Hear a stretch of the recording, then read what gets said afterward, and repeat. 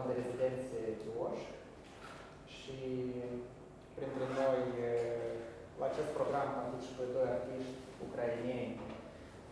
O prezentare ne-am auzit-o săptămâna trecută și săptămâna aceasta vom auzi o prezentare din partea lui Yehor Kucheruk, care e un artist vizual și manager cultural stabilit la Kiev și care își face în prezent studiile la Universitatea Mohyla din Kiev și în domeniul culturologiei.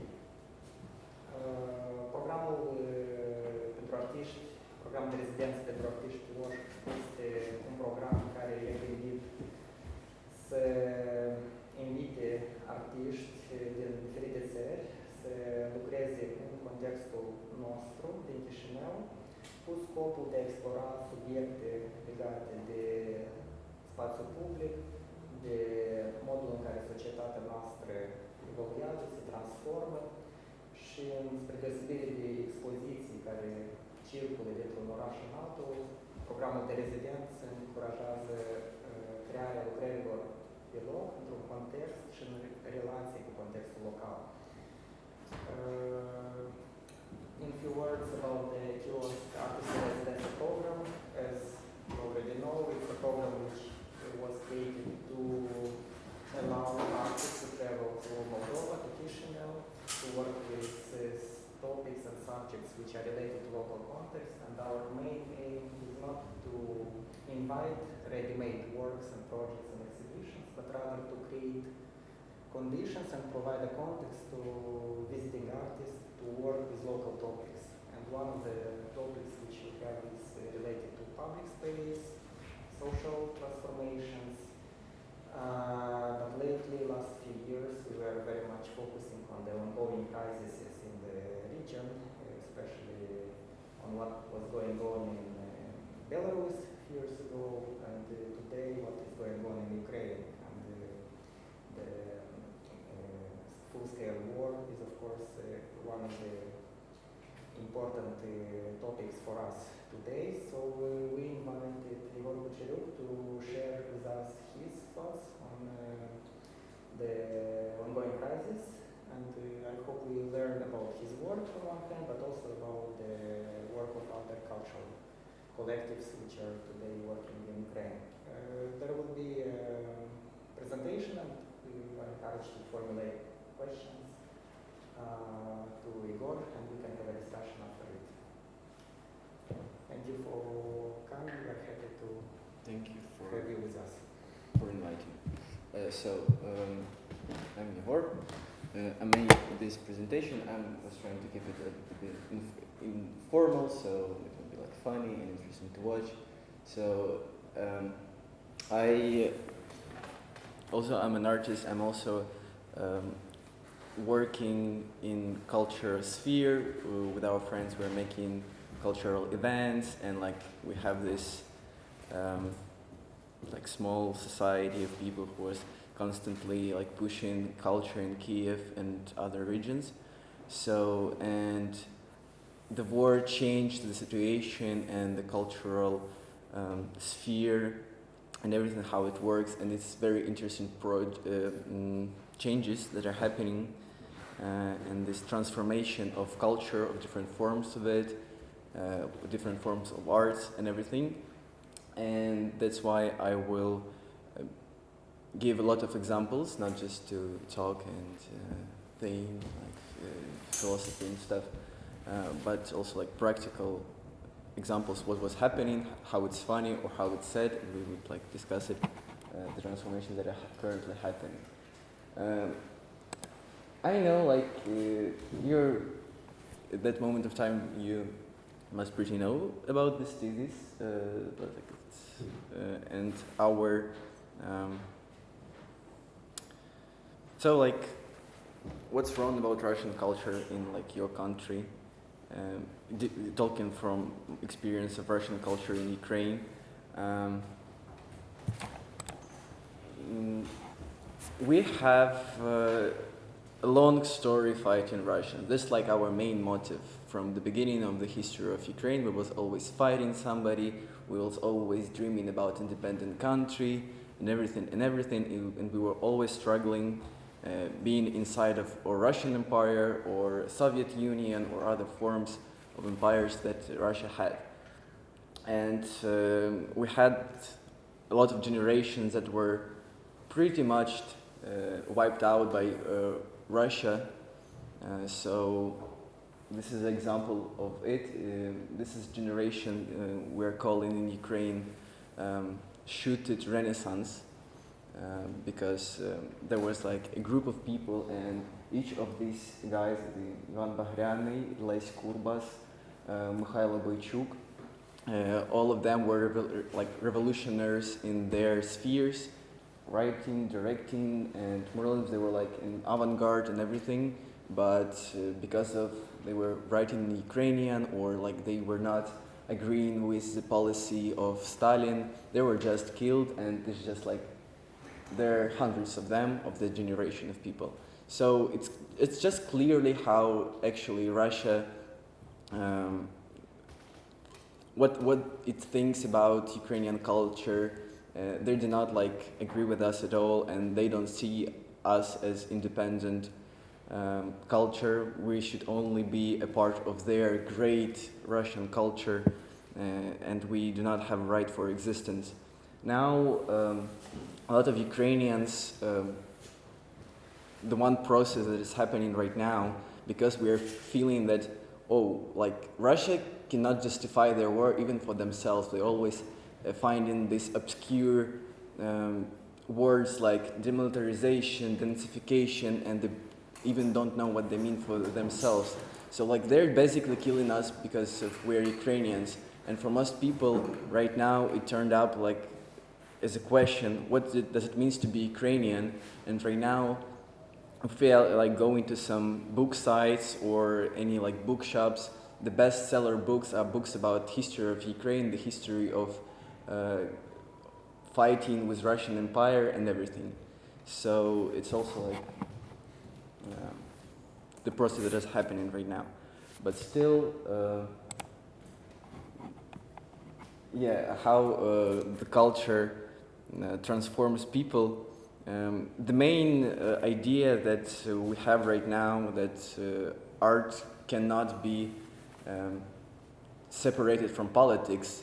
A lot of people justifying like listening to Russian music or like reading Russian literature as like example, oh, they are not connected, that was in the past, they're so great and everything, how we can abandon them or something. But the situation is that culture forms people and forms nations, and it has like these stances that are people breathing in themselves when they're touching this culture. And the biggest problem of all the Russian culture, because it's the culture of empire, and Russia still didn't overcome this stage of being an empire that is trying to take everything by strength and just like getting bigger and bigger. So I found like an interesting example of great Russian writer Lermontov from his early career about his times when he was serving in the military, and he was writing that. If you know Russian, it's a pretty dark and dirty poem about him and his soldiers raping a woman when they were serving in Kafkas. And it's also like, it's not like his most famous poem one, but it's clearly that they were justifying their stuff that we were doing, and it still like exists in the Russian culture as a part of it. So, and it didn't get anywhere, and then still like people probably see it, and it's also like the census, like great Russian literature, great Russian writer, he's writing that shit about raping a woman. like what we can talk about, like I don't know, some humanism or something else, but when like we have such an example. So the main idea that, okay, they might be great in the history and all this thesis and stuff, but the main their problem that all of that great Russian writers and artists and everything, they just fail to educate their society to not be an empire, to not start in wars, and not to justify them. So that's like the main point that we have, like from Ukrainian point of view, and that's why we do not want this thing that we read before and everything in our country, because they were not at the same time, like they were killing our writers, our artists. They were just pushing their literature and art to complete this vacuum that they were making by killing our people. So we do not want that, and we do not want these values in our country. So yeah, there's no culture outside of politics.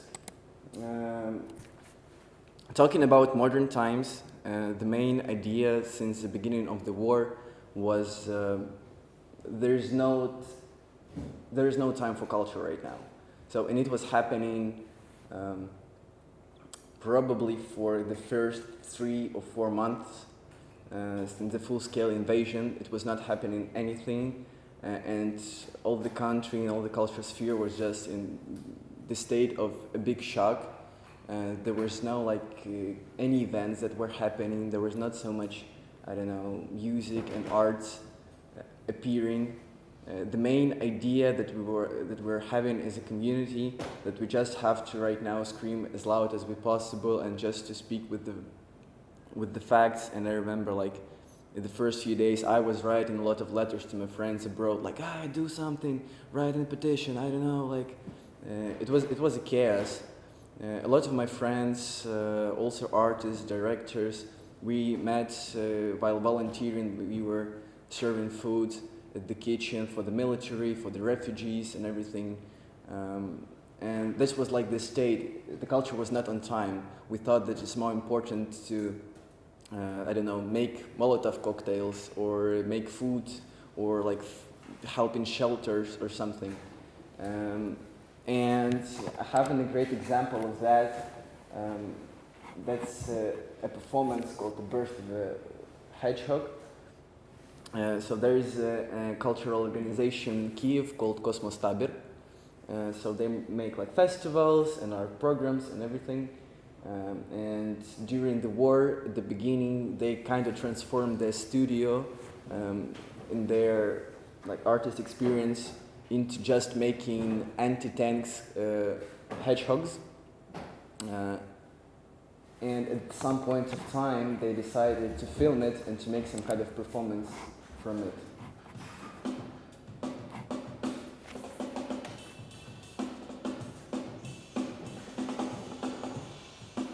So they're like playing drums, playing music, and at the same time making these hedgehogs and some stoves to heat people near the front or the regions that were cut off from heating.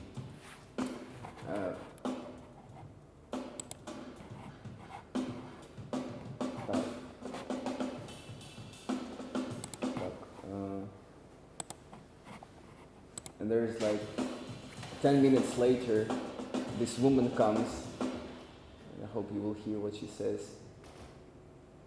She stops the performance. She says, "What are you doing here? How did you find the courage to make a disco party here? We gave you this space to work, to build these hedgehogs. Why are you doing music?" They said, "Oh, but we're still working. Like, we actually right now are making the hedgehogs and everything, but we decided to make it like through the music to draw some attention through this artistic form as well of like abroad media and stuff, and to raise some money as well."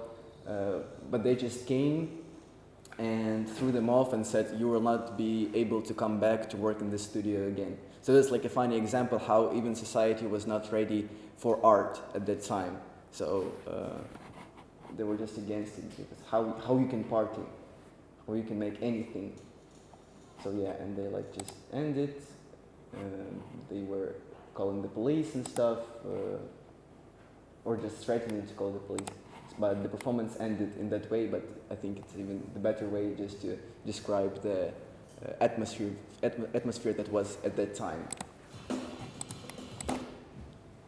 The next thing that institutional art is dead, because it's kind of hard for countries that are currently in the stage of fighting, and a lot of money is going obviously into the military, and that's like the main sphere that is needed money.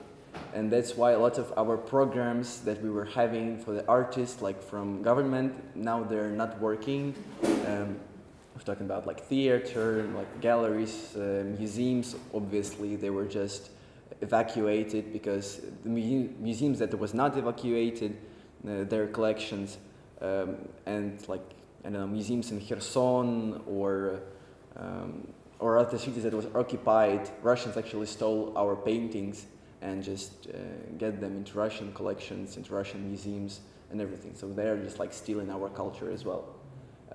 So museums are not working, their programs are not happening, and there is almost no funding.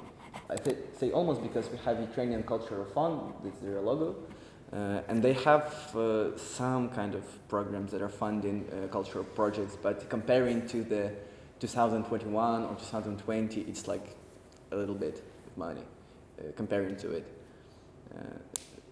It's not as big, and that's why it's not that progression. But yeah, institutional art is dead, memes are alive. Memes actually, it's kind of a very important time. It's not about art, but it's also about first reflections on the war that was happening, and humor took a huge part in getting this barrier of a first shock. So yeah, there was no art, but people still needed this form of reflection that was that could, I don't know, describe what people feel, to change their experience and everything, and it turned in the form of art. Memes. I'm sorry. There's like in the text version compilation of everything. Доброго вечора, ми з України, пес патрон, батько наш Бандера, Чорнобаївка. Memes was like a part of also a way to see and reflects on the first, how to say it, visions, no. Образы.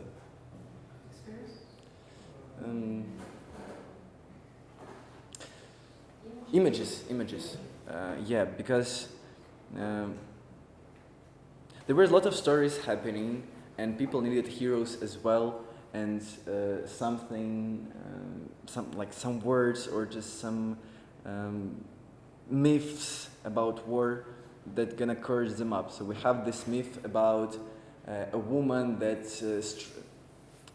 hit the enemy drone with a bank of tomatoes from her balcony.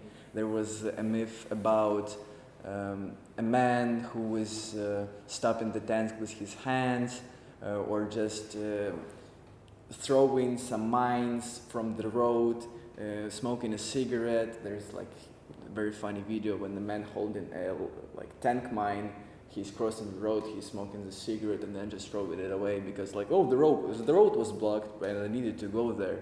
So it's like in this informal way, people could see the experience of living in the war, finding these images of people, strong people, and to feel united and everything. So yeah, also about how our info space transformed. So this were like the sports channel, they were making interviews with football players and boxers and everything, and now they're just making videos about our military.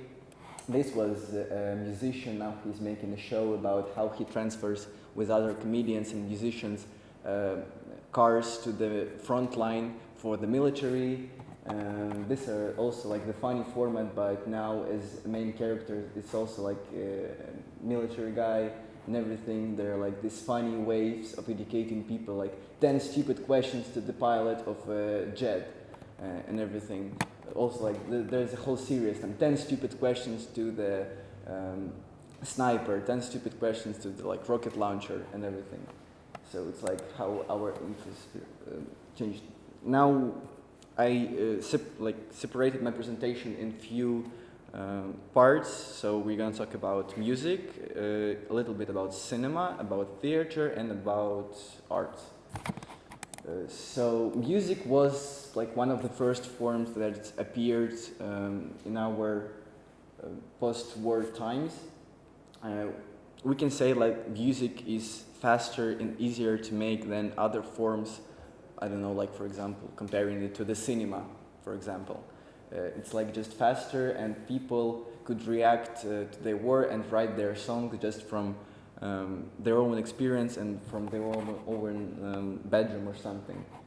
So the first generation of songs that were happening and appearing, it was songs about like great Ukrainians fighting and like everything's gonna be good. There's like an iteration of an old song of Ukrainian rebellion from 1930s, if I'm not mistaken. So it's like has like deep roots of this revolution and this fighting against Russians. So it also was the way to connect our present with our experience from the past, and also connect this like Ukrainian identity from different times. As I said, like we were looking what it means to be Ukrainian, and lots of projects were using or old Ukrainian literature in their music, or old Ukrainian songs, and they were just like writing it in modern manner. And there's like a few videos. The first one is from the lead singer from band Boombox. Maybe you heard of them. They have a song Bakhtyore. It's like a very famous one like in post-Soviet countries. And he's went serving, and he's still serving, so he like stopped his music career, and a lot of musicians and artists did it as well. So, but at the first day of war, he was standing like in the middle of the Kiev. It's when we had already street fights in Kiev, and everyone was scared just to go out, and he's there singing.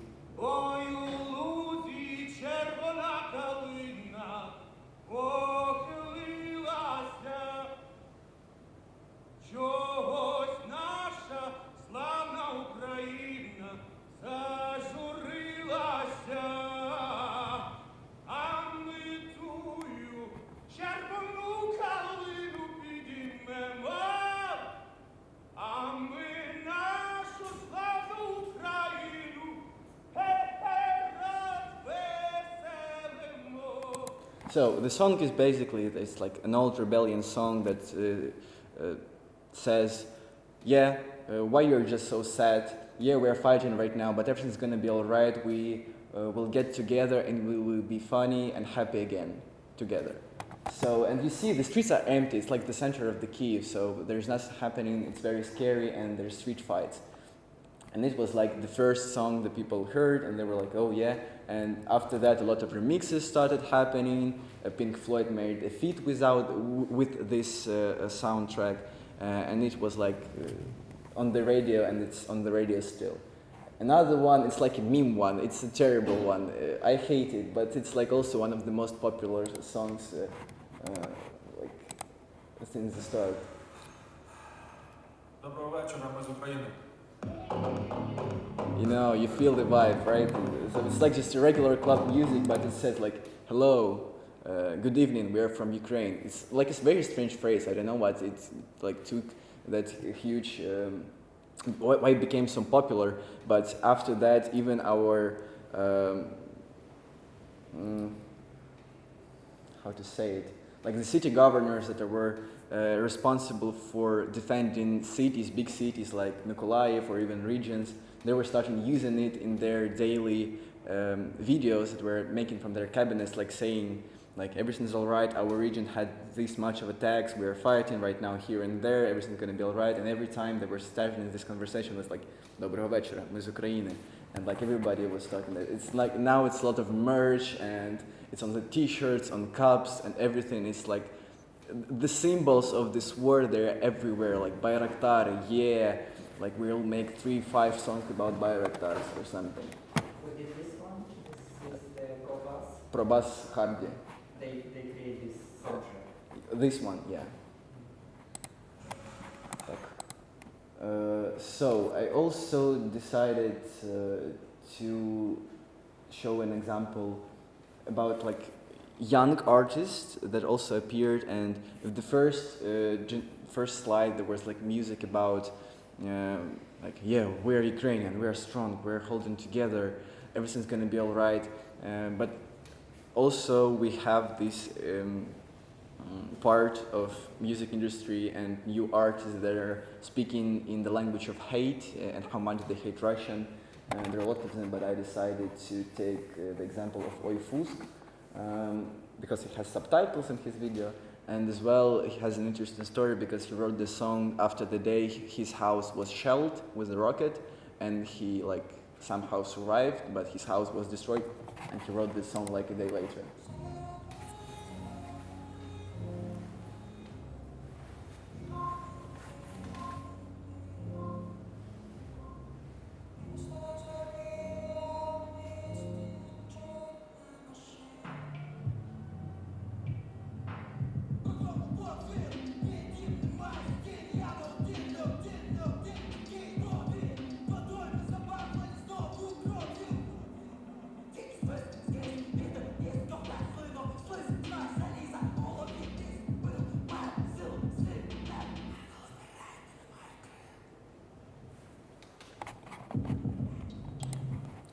So it's also like an interesting example how transforms the language of music videos from just being funny dancing ones, and now it's like the new era of musicians. They're making this dark and like dark images. You see that.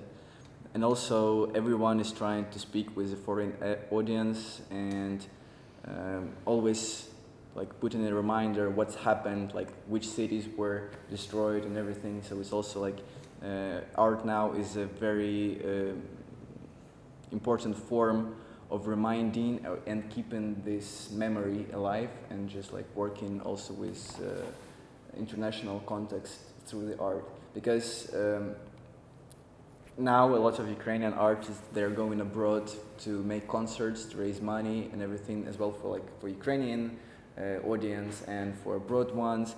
So to spread this like Ukrainian narratives and ideas through space, and also to raise money. But why the art form is important there? Because we feel that now we don't have as much media attention it was like in the beginning of the war, because obviously like people get tired of it and everything, but the art is a form how we can get people back in supporting Ukraine and being interested in it. Because when it just like the language of facts, when you hear only the news and numbers like, oh, that many like rockets were shelled or that many people were killed, sometimes they just faded out because you don't understand the numbers. But art is like a personal experience in this form that you can share, and you can feel the one number, like, yeah, there was a rocket and somebody was killed, but there's like the personal experience of this one human being. And this is why like art is also a very important instrument for sharing narratives. Oh yeah, and also a funny one. So this one is from, it was an album from Ukrainian techno DJs from Donetsk region. Some of them were moved, some of them were escaping from Mariupol, and this is the track, the album they were making like also during the war, and it was also filled with this rage and hate. And I think we have now some kind of dark and twisted form of humor because of hate and everything we have inside, and it also somehow goes through art as well, and you can probably hear it here as well. So I will say when Russians were in Kiev region and they were like they get to Irpin, Bucha, they were marодерить. So they were like stealing a lot of stuff from people's apartments. So they were stealing washing machines, televisors, everything, phones, jewelry, and they were sending it through Belarus to Russia because it was like Kiev is close to Belarus, they had its border, everything. And somehow the list was leaked from the nearest post offices, and there was like a video of Russian soldiers coming in like with the huge packages and packing all their like stolen stuff and sending it to their relatives in Russia. And so our hackers leaked all the information about these packages, where they were going to, and one of the guys made this call to one of the Russian soldiers who was stealing stuff from Ukraine, recorded it and made a track out of it.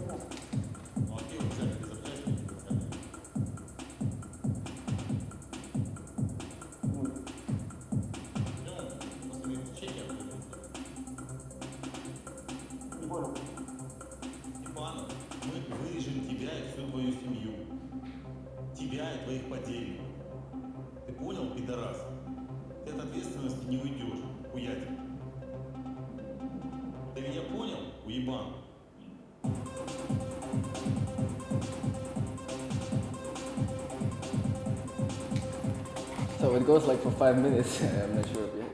I understood the point, I think. Yeah. Looting. Yeah, looting. Another part. So if like previous examples that were made at the like first months, not the first month, but like since the May probably of 2022, and it was like happening in the summer, and it was some kind of revival of culture. Because finally, like the Kiev region was liberated, and a lot of cities have more like stable situation, and it allowed to like concerts happening and everything. And after that, like a small fragment of culture started appearing, some cringy artists, because.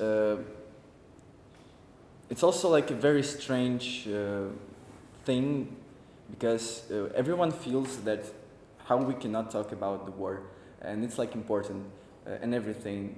And brand somehow trying, like brands from like chocolate bars to the water, they're trying somehow to help and show like, yeah, we're supporting the army, we're supporting our troops and everything. And so like. But it turns out to be a very strange format they're doing it, and it seems like they're trying to get some attention from like their advertisement, like, yeah, drink this water because we're helping our armed forces. Yeah, eat our chocolate bars because look, in this advertisement the soldier is holding our chocolate bar. It probably means something or something. And as much. It gets even to the pop music, because this first wave, and people like, oh yeah, we have to, we need these songs about like being together and somehow to make fun of Russian army. It's like also a very big narrative that we have, like it's the way to not be scared of an enemy is to laugh at him. and the previous music is previous track is doing it, and we have a lot of memes about Russian troops and everything, and this pop artist is just made up. She didn't have a career before it, I suppose, and it's her first famous track in Ukraine, but still she was using this narrative of like making fun of an enemy and made the terrible music video.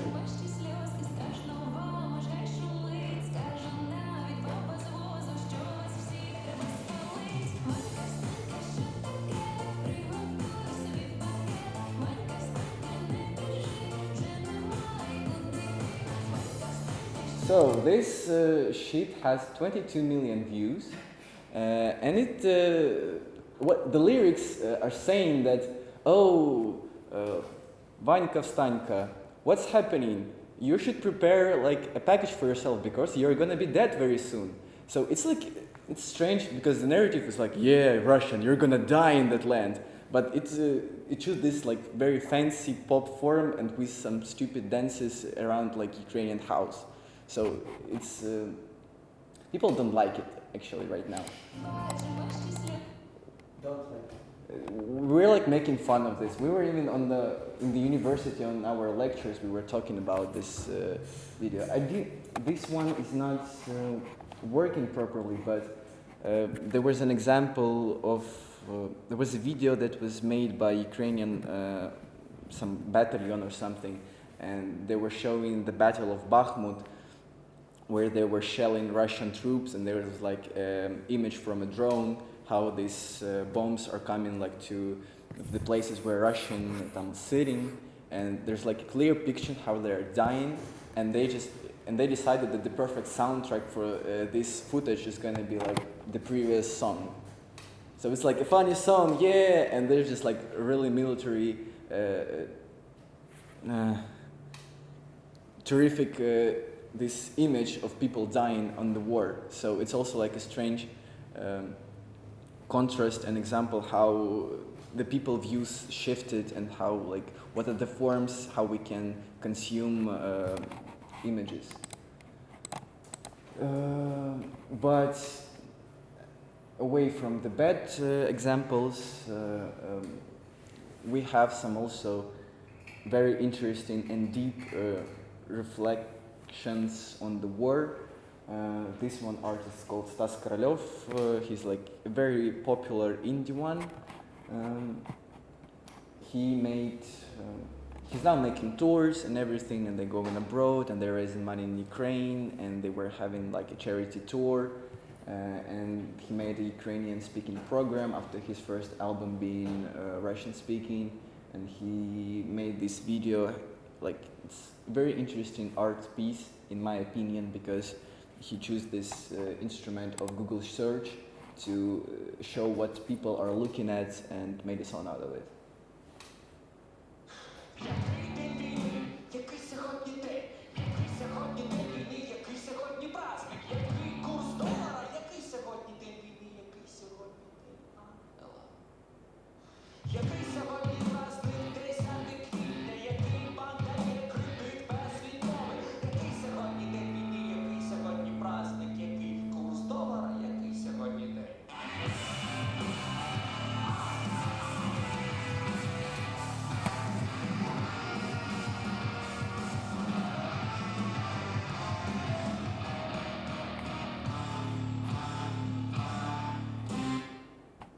So it goes on, but that's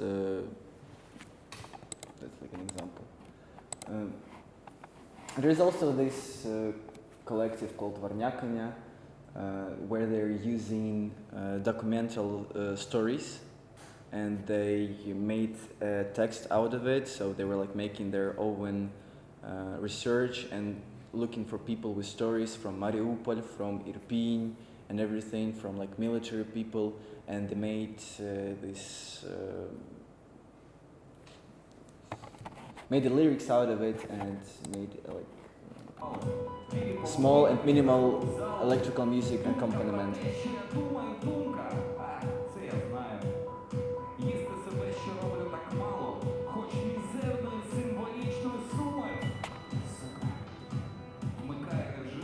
So yeah, there are no subtitles and it's completely in Ukrainian, but it's just an example of also existing like this deep reflection, deep musical reflection as well, because there's like emotional one, yeah, I hate, or yet I love, or something, but also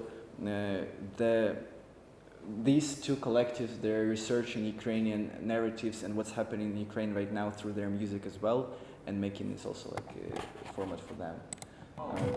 Speaking of which, documentality is like documental as a form of art is very like popular, and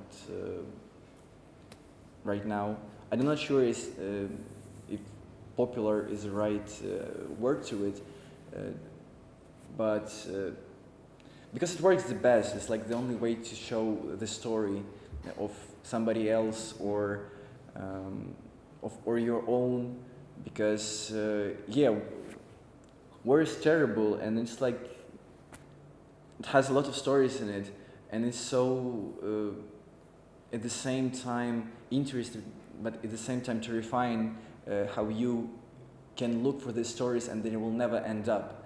And that's why a lot of artists also, like in the theater, in the cinema obviously, in even like visual arts and everything, even in the music, they're using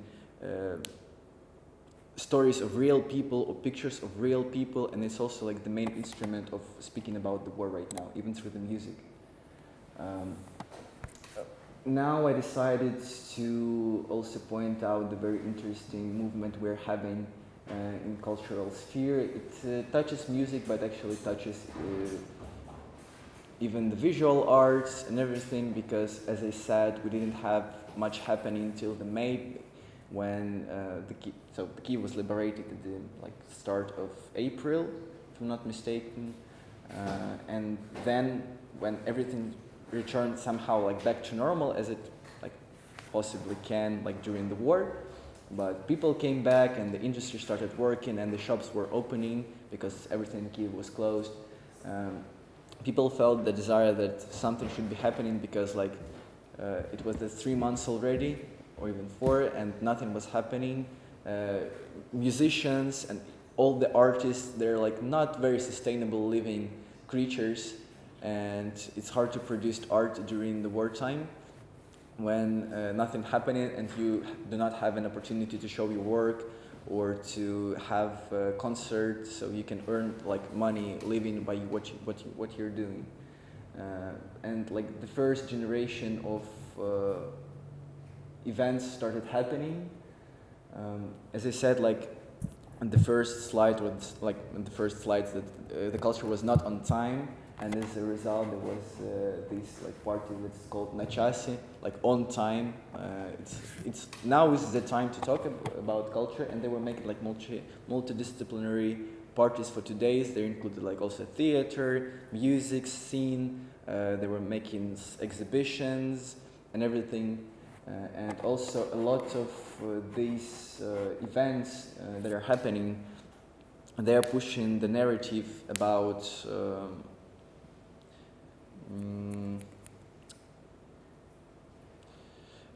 modern Ukrainian culture, because now we work with our own old perception that Ukrainian art is not good enough, because we were always competing with Russia, who had more money, and we're always very close to their info space, and their artists were making concerts in Kiev, in Kharkiv, in Odessa. Their films was shown at our cinemas. We were watching their YouTube videos and everything. And the main idea that used to dominate in Ukraine, I pretty much say that till the beginning of the full-scale invasion, that Ukrainian art and Ukrainian are not good enough to compete with Russian, and why do I want to waste my time watching some low quality films or low quality listen to low quality music when Russia has the industry and everything. And even by the West, all the big companies and labels and everything, they were working in Russia, and we're only seeing Ukraine as a part of this Eastern European economical market. So if an artist would come to perform in our region. First, he would come to Moscow because he has like spaces and everything, and they can provide him a lot of money. And after that, he would consider like, should I go to Ukraine, like on my way home or something, or not? So yeah, and we're like fighting that complex because we understood like, oh no, actually it works in the opposite way, because because of that we were not looking at our like we are good enough. We were not investing our time and money into our cultural sphere and our musicians and our scene, and we were always looking to the Russia and we're like thinking that we're dependent on them, and it like played a bad joke with us, because like when everything we understood like, oh, there's no way we can work with Russia again. We shouldn't look at them because how terrible they are and how they cannot do anything about it. That we had nothing.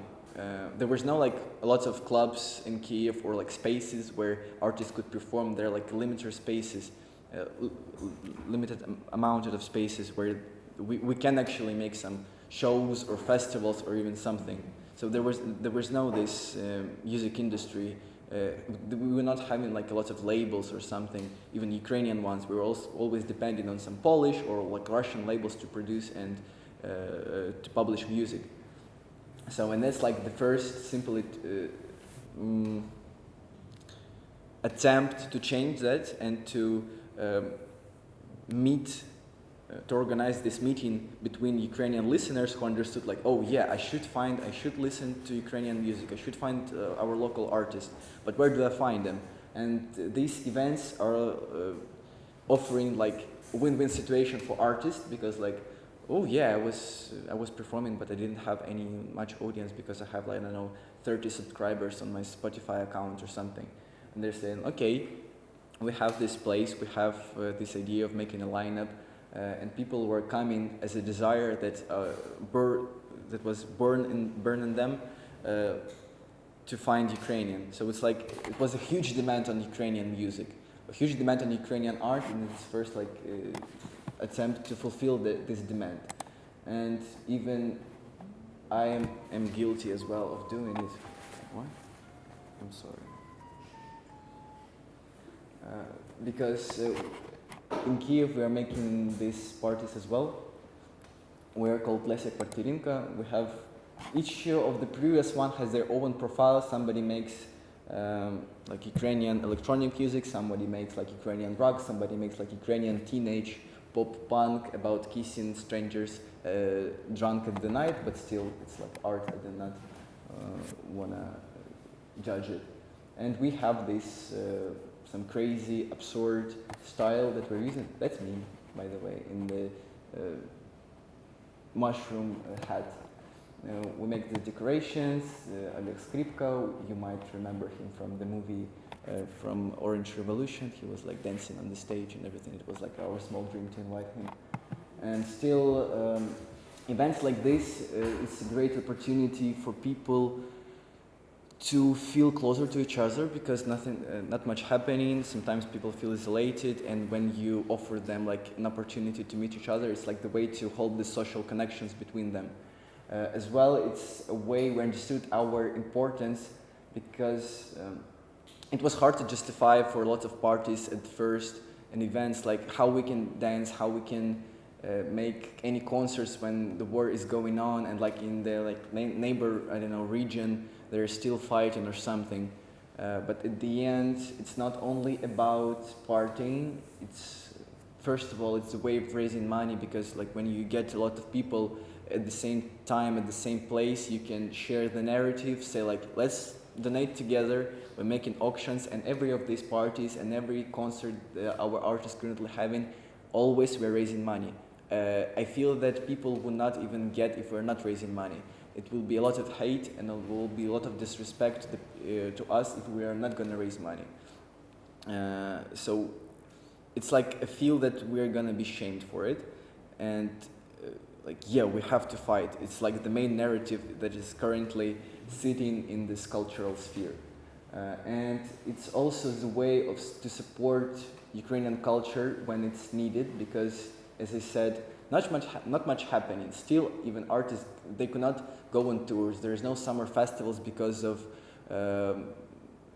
curfew and because of safety issues. We cannot like make outside festivals because it's just dangerous. If the rocket is flying and it hits this huge amount of people, where should they go? There is no like underground some places where they can hide.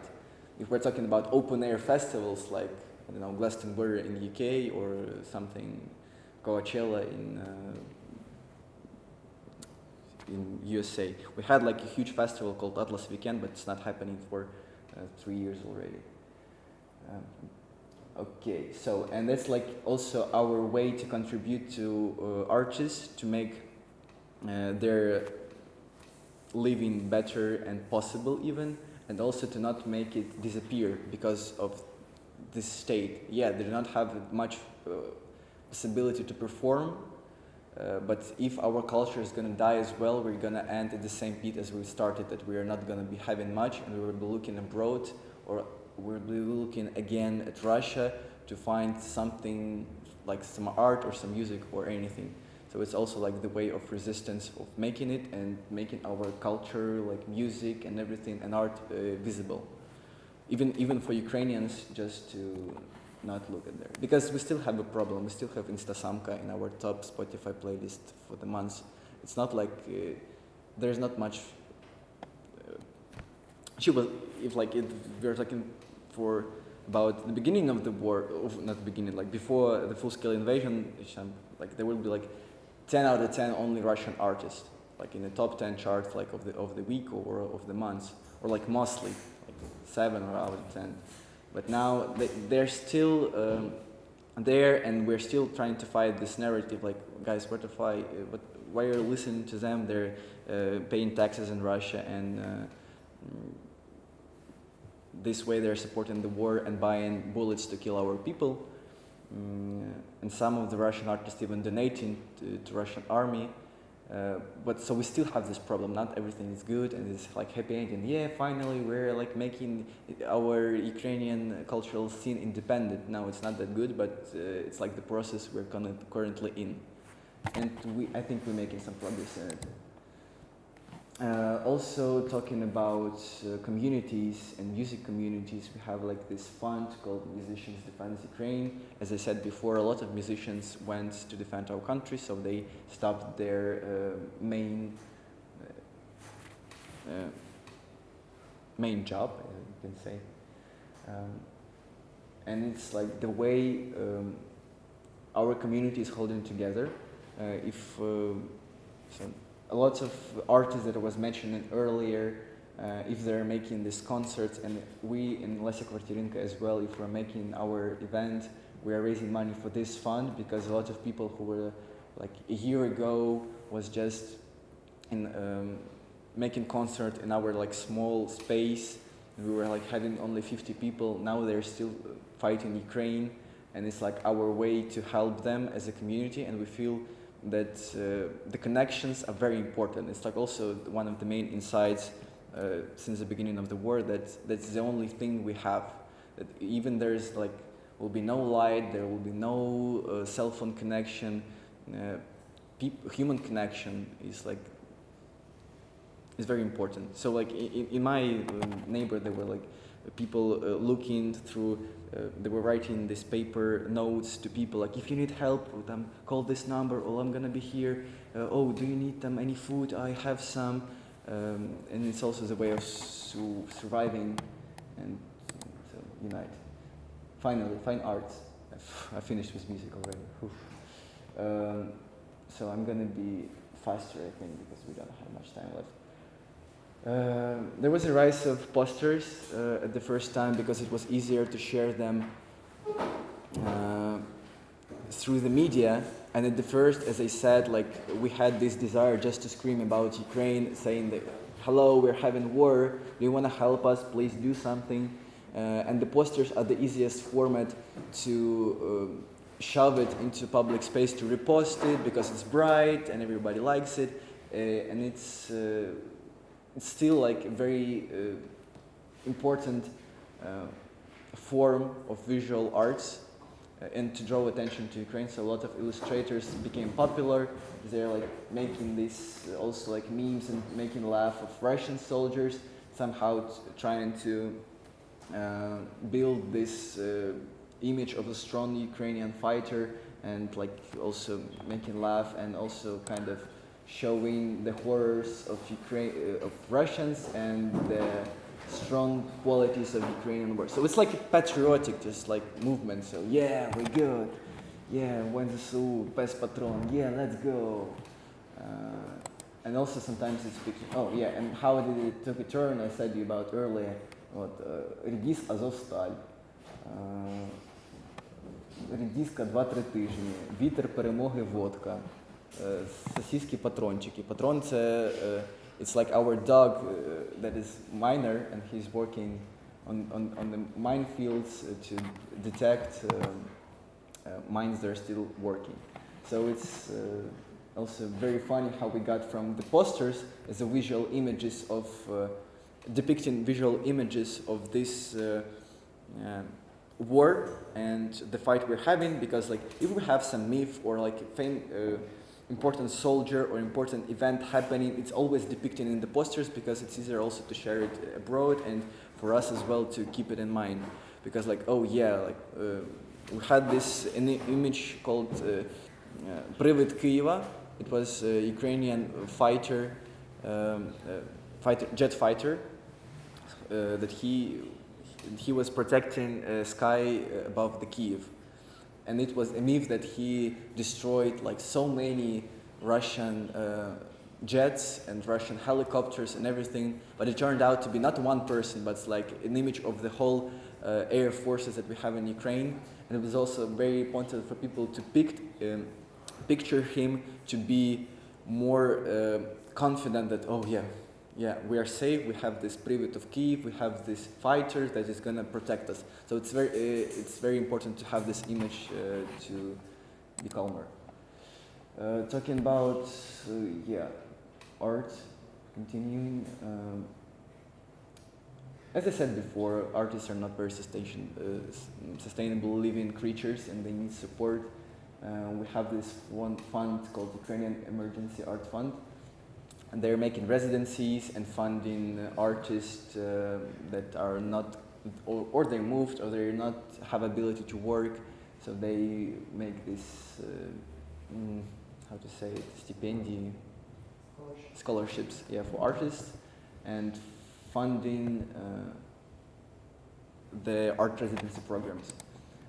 Actually, art residencies now are the main form through which Ukrainian artists can exist. A lot of artists were forced to move, and residency is a way that institution can provide and help the artist to survive, like give him a room or a flat or something to live in, because I have a lot of friends that were forced to move from Luhansk region and from cities that are currently occupied, or from Donetsk region where everything is hard and there's no light, no water, nothing. And the only way they could escape the situation were the art residencies, because they had no one to go to in Kiev, no one to go in Kharkiv, and this was the form of saving artists from the type of situation. A lot of them were also made by European organization, and it helped also for Ukrainian artists to move abroad. So it's like the main form that we should be thankful for survivance of Ukrainian artists and arts. So this one called Asaktimetnikinata is probably one of the biggest one that we're currently having. And they're like making a lot of exhibitions and art projects with curators, and they're educating a lot, and they're traveling and trying to build this community of modern galleries, modern artists, and to help each other to survive. So like this one, the organization is located in Ivano-Frankivsk, but this one is happening, exhibition was happening in Dnipro.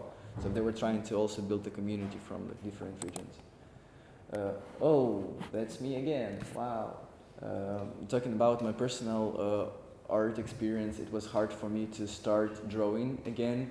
I was not feeling that I have this right to draw right now. How could I be an artist when there is like medic people needed, there are like the cooks are needed, and obviously the military are needed. So it's like the main thing the country, the main thing I can do for country is like to help fighting, and making pictures and drawing pictures not about helping fighting as I thought at first. And it was very hard for me to get back into that state of mind where I could forgive myself and allow myself to draw again. So the first picture there called French Girl, and it was also a form of me depicting reality that is happening and how the war breaks the distances, the time and everything. So I was sitting at Tinder, and if you know the mechanics of a Tinder app, usually you match with people who are the closest to you. And it's like you're 1 kilometer or 2 kilometers from each other, but after that, after we match and the war started, so we matched like right before the war, but then they just left the country, and somehow I was still able to see them and to see how these distances were every day growing up, and how from 1 kilometer it raised up to 2,000, 3,000 kilometers, and for me it was a way to somehow sneak and see how the people change their lives. And this girl had in her bio like, oh, I'm like 2,000 kilometers away and I don't speak French. So it was obvious to me that she moved to France, she has struggles, and it's, yeah, and it was like very funny to look through it. So yeah, it's also like how the war changes this distance.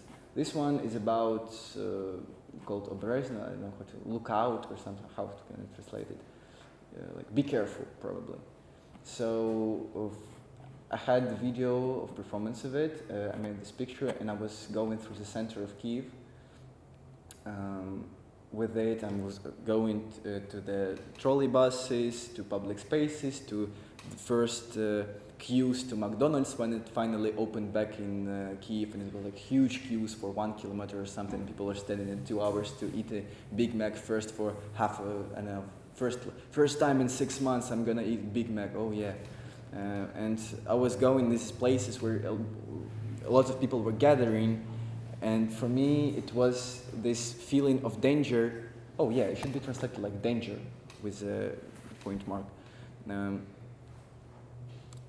A feeling of danger that we're always holding in our hands, because we understand like, oh, there might be air raid, oh, there might be air raid right now, but I decide like, yeah, I still have to go because I have work, or I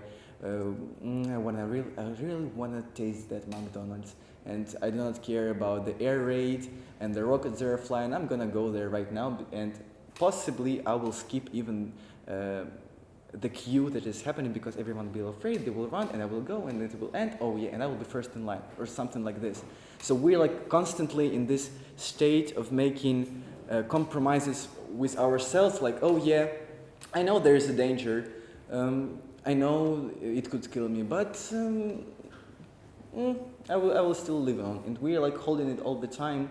And I was going with this huge sign, like with no reason. I was just walking and just intruding to people's eyesight with it, trying to like remind and also to depict this, to picture this format of we live in a danger constantly. And the most terrible thing that happened, like a day after I was walking in the center, the rocket, few rockets went there, and like there were just rockets like in the places where I was standing a day ago. The park where I was walking and also showing, making video, rocket fell and destroyed the child playground. Where I was crossing the road, and it was also a video of me crossing the road, there were like 3 people killed because of the same rocket. So it's also like a strange reality, and strange how it's a terrible thing that happened, and interesting how that like fulfills this image of me like going with danger on my hands, and the rockets are flying after me still.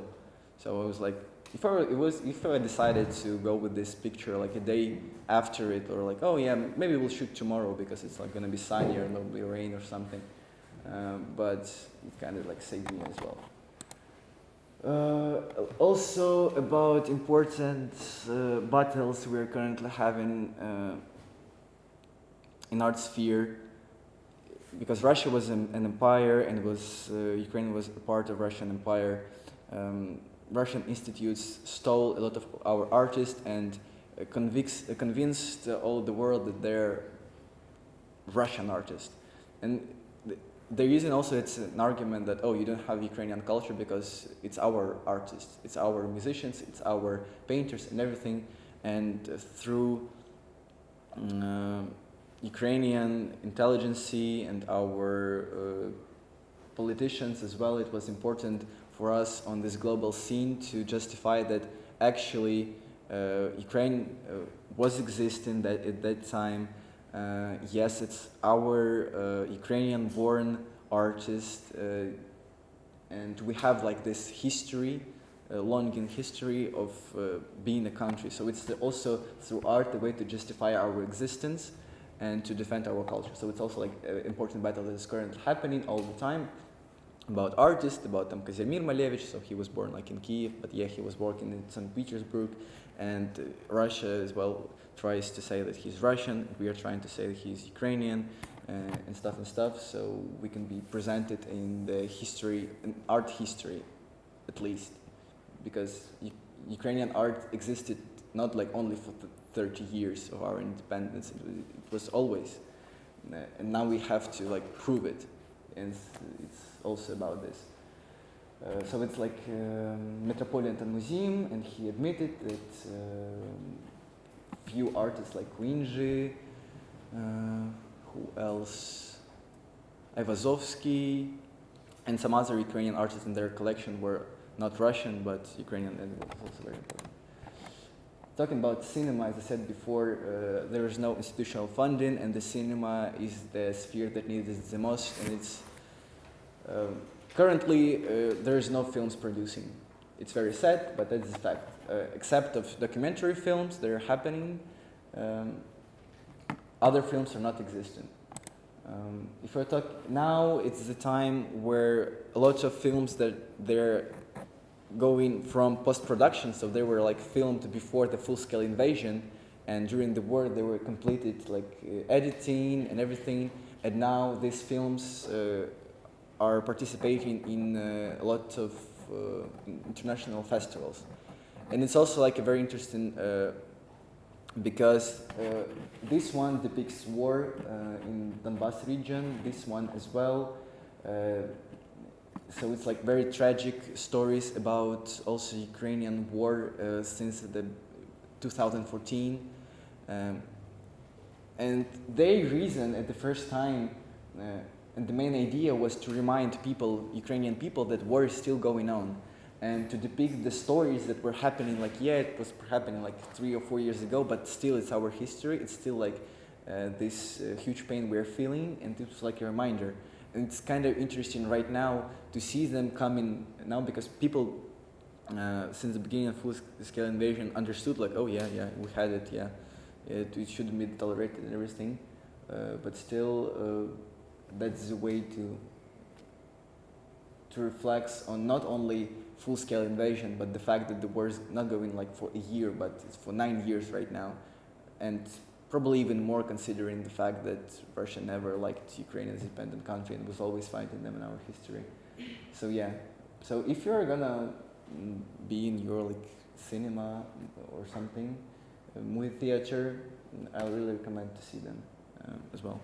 So there, this was in Cannes, this one Sundance Film in Cannes and all, this one also was in Cannes.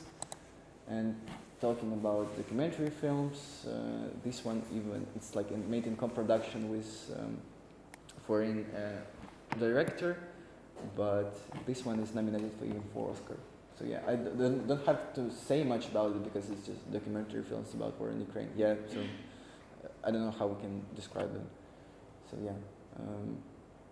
And also a lot of documentaries are coming from not only like great filmmakers that have finished universities, a lot of my friends are working as a journalist right now. So they were like studying directing in the universities, but now they're forced to like help journalists and everything in film.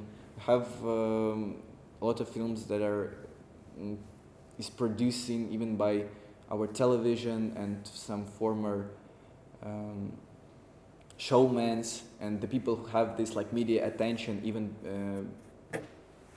in Russian countries, because we had this info space and we were like also making on Ukrainian television. It was normal to have like Russian speaking program in the prime time or something, and it was like, oh yeah, we're making this content and then we will sell it to Russia. Even like Zelensky, when he was making he was already a president, but his company Kvartal 95 was that was producing some comedy shows and comedy series. They were still selling them to Russia because it was cultural product that they couldn't relate to and everything. So it's and now they're transforming and using that against Russian, because they're trying to accumulate this audience that we're having in Russia into watching the documentary and documentaries about Ukraine. And there's a Ukrainian showman, I can say, I don't know. And so he made a big film called Year, Rik. It's in 2 parts. It lost an hour. It was made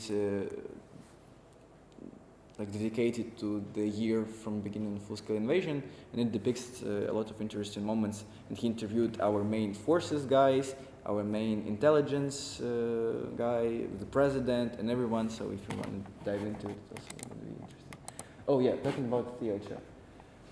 Ooh.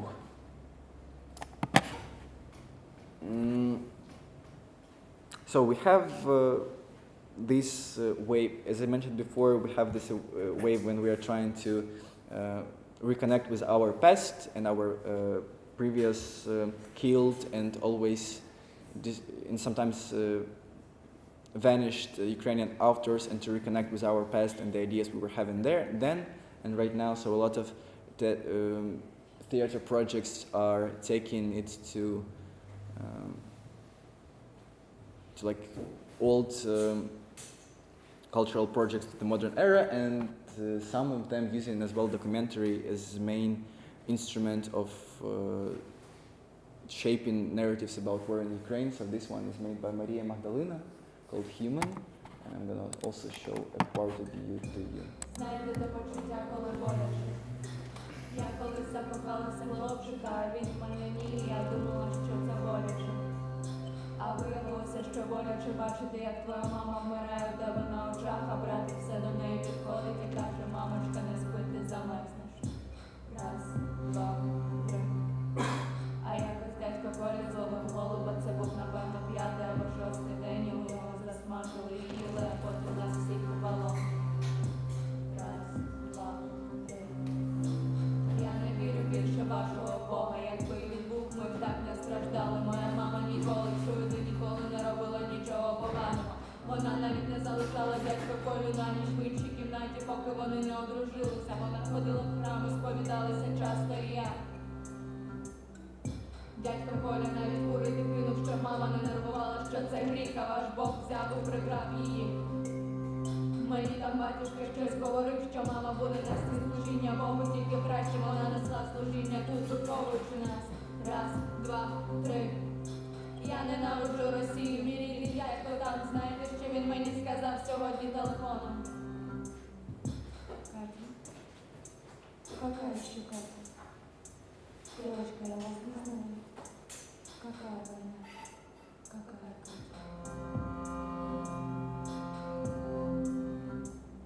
А потім написав з лівого номера: Катенька, не пиши мне, для меня и моей семьи это опасно, а маму уже не вернуть. Раз, два, три. Раз, два, три. Раз, два, три. Раз, два, три. Какая война? Какая Катя?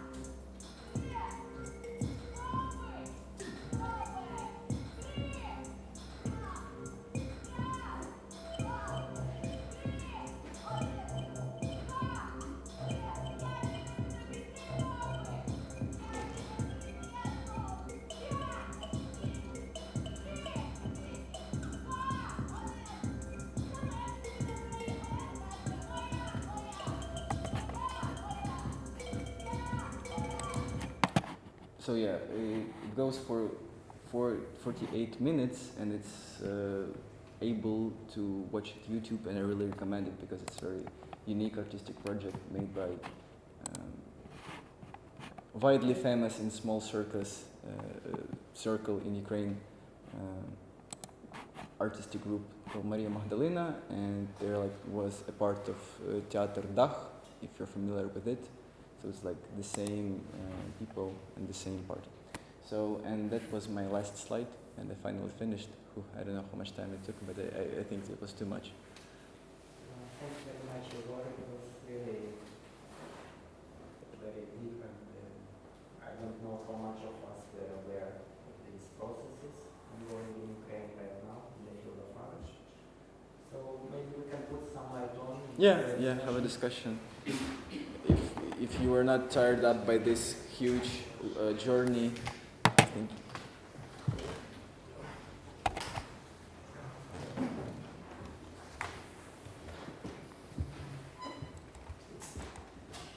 If you feel like right now asking something, or if you have any questions to details, or if something wasn't clear.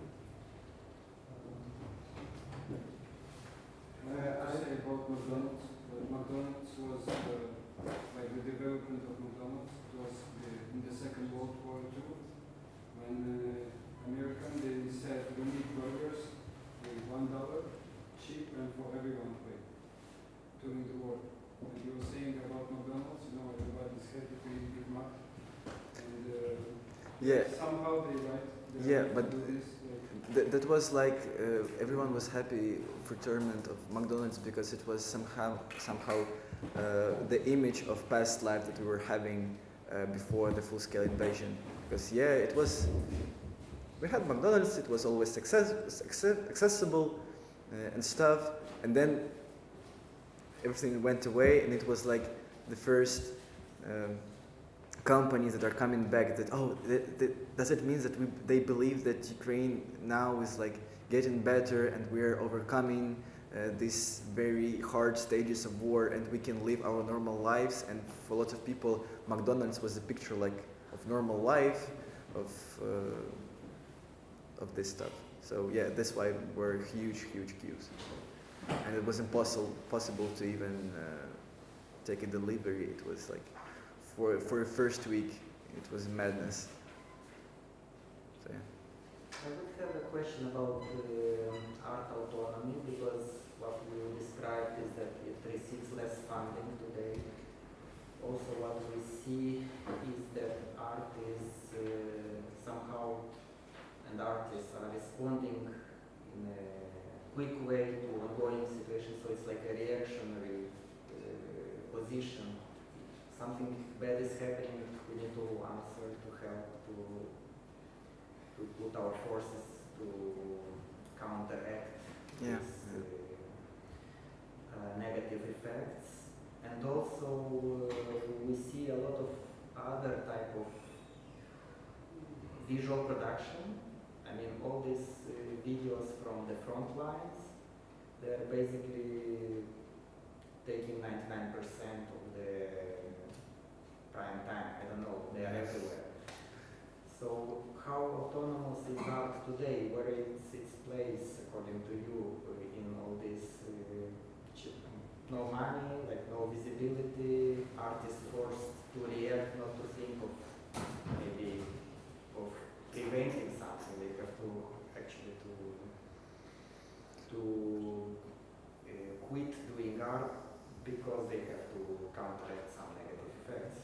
What happens if it goes on like that for another 1 year? Already 1 year passed. Another year. What would actually remain from that community, the culture community? I don't know. I'm surprised how it's alive even now. How did it turn out to be? As I said, the people found that similar drive in each other and that like emotional fuel in them, because so few examples of cultural events like we are making with our friends another called Groove, they're not having much money out of it, so it's only people are driven by ideas and this desire to spread like Ukrainian music and help to Ukrainian culture to improve and to grow and to become stronger. So it's like we're making this sacrifice to art of ourselves, of our resources, but in the need to for it to be able to exist. I'm not sure how sustainable is this model, but it seems to me that it was always the way that we're doing it in Ukraine. It was always suffering. It was always somehow fighting. It was always just a dream to be an independent country. It was always like some huge journey, and our history and our culture is full with examples and cultural references and characters that are struggling, that are overcoming something, and I think that's why it's kind of okay for us for now to be doing the same, because we have like this history of examples of people even dying for their ideas, and why shouldn't we do that as well? So I don't know how it's gonna go on. I can predict it, but it's working. So even without resources, with this harsh time, people will continue doing art and Yeah. use it as a way to express themselves and communicate ideas properly. Yeah. Currently, it's a good thing that we got some independent music and culture media, and it's also very helpful to how to say it, to fixate some processes that are happening, to show them to like bigger masses of people, and to also export it abroad as well. So I don't know, if we're talking about institutional art, I don't know, it's very scary from the cinema perspective. And I was like talking to one Ukrainian director called Katerina Harnastai. She made a film called Stom Zemля a year ago, and she said that now we have like a huge demand from European festivals on Ukrainian films, but we now only have the films that were produced before the full-scale invasion. And the year after, there will be no good quality and big films, because it takes time, the production takes time. The production in Ukraine is impossible. We cannot shoot films in Ukraine because of the strikes and everything. It's not safe. And in a lot of cities, you're forbidden to film. Still, you cannot film if you don't have the permission and everything. You have to get it, and it's very complicated. So you cannot film particular areas.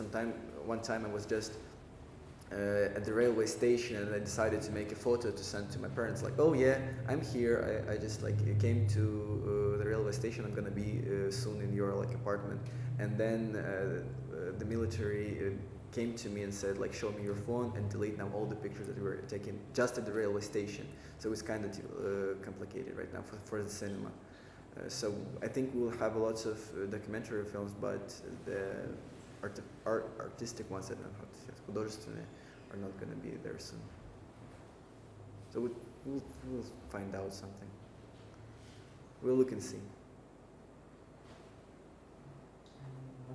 What's the plan after you go back to the Go back to doing what I was doing.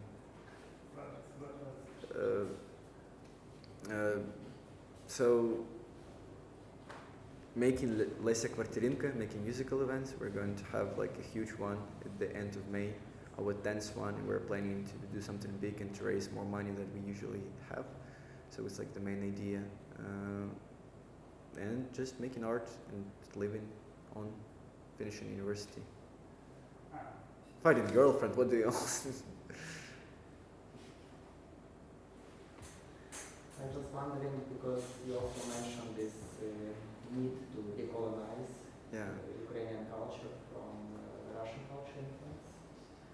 Do you see alternative ways of building an identity in Ukraine than through culture? Like what other ways do like, because somehow we speak of this national culture and frame. Can we create an identity outside of this national culture and frame in Ukraine today? What other elements would be part of this? How do you think? So,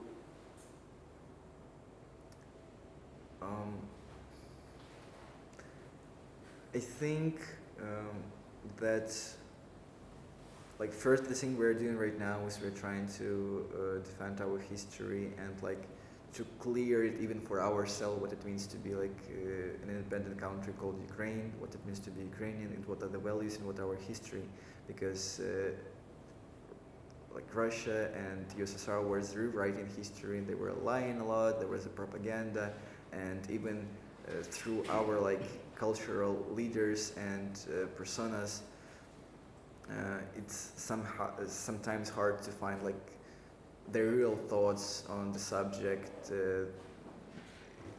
They're making it difficult, they're trying to erase it. There was an artist that was mentioned, Mikhail Baichuk. They destroyed all of his murals in Kiev after then he was sentenced as anti-Soviet Union painter. So for us, it's just like we have to feel this emptiness, because it also feels like the people do not feel. It's a crisis of identity, because after Soviet Union, a lot of people didn't know what to do. We've seen it in the films that they were trying to find the way, find the past, find the new ideology that they should stick to. And I think the now main ideology is like nationalism, because it's just about understanding ourselves as a nation first of all, and after that we will see where to go next. Because now we're fighting for it, and we literally have to understand what we're fighting for. It's also about like our past and our current stuff and our future. So, and everything is building up on this. Everything that is happening, I don't know, like movies, they're like looking at mostly at the past and trying to reconstruct and rethink our past, because it was not done, it was erased, it was destroyed. And it's kind of hard to feel completed, because when you constantly as a nation has these breaking points, when like the main artist of this generation is killed or erased or like abandoned, or our language is forbidden like for 100th time or something, it's just, there's no continuity in it. It's just like breaking point, and we do not like have, I don't know, generational businesses like in America or Italy that are like lasting for 130 years and like, oh yeah, that was my grandfather's business and I'm still running it or something. There is no this linear movement. It was broken and thrown apart. We're trying to find it back to understand like what's actually the way we're looking at. Were we actually brothers with Russian? Oh no, we were not. Okay, we understood that now. Because it was the narrative that was mixed up with our history, that were not ours, and we were not close to our history and our like, native story.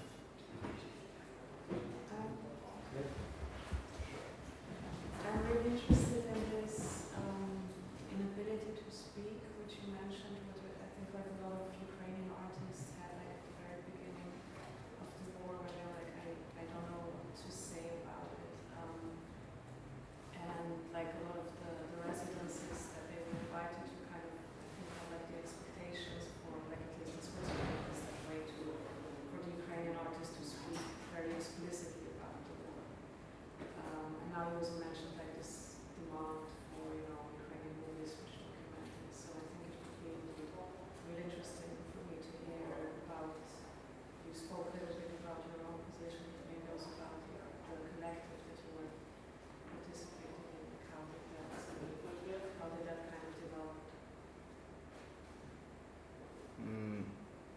About which one?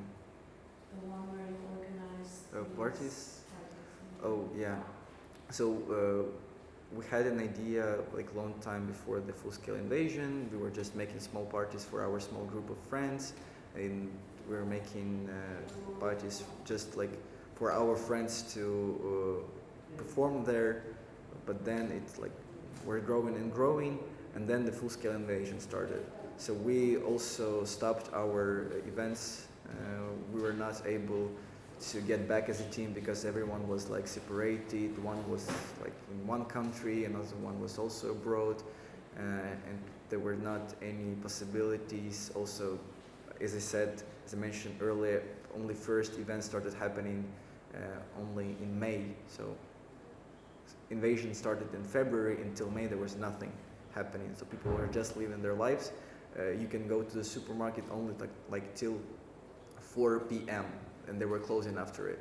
So you were like living, oh yeah, I woke up, I did something, I went to the supermarket, and then like I'm having a curfew for 2 days and I'm not allowed to leave my house for 2 or 3 days. And it's just like this constant survivant mode, like, oh yeah, I'm living in my den, I'm not coming out, it's safer in my bed, I will not go anywhere.